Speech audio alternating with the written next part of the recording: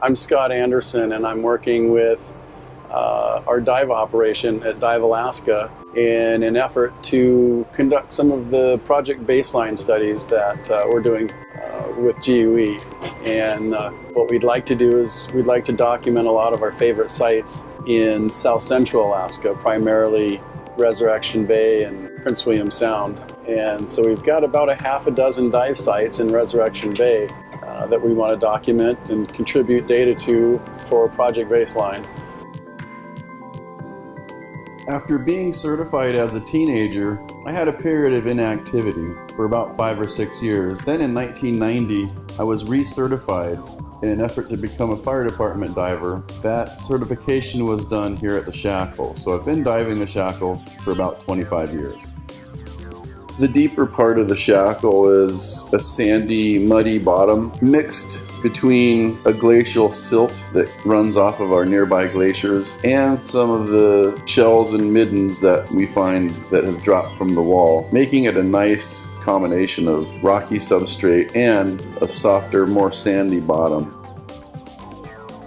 The Shackle is a natural nursery for rockfish. We find lots of juvenile yellow eye rockfish in the cracks and crevices.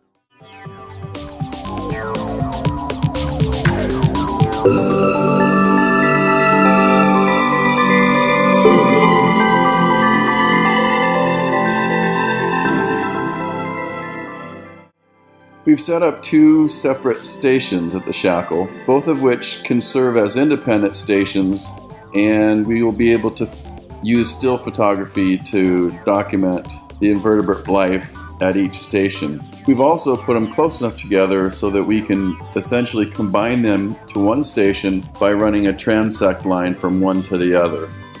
There's a lot of small invertebrate life on the wall that we'll be able to survey and record the abundance of each particular species. In this particular transect, it's about 30 feet long, and we're surveying a 1 meter swath along the transect line. We like using video because then we can go back in the comfort of our home or our office, and we can actually do a little bit nicer job of determining what species we're seeing and what kind of abundance they're in. For the video surveys, we're going to have a much tighter angle and a much closer perspective to the wall in order to see all of the little invertebrates.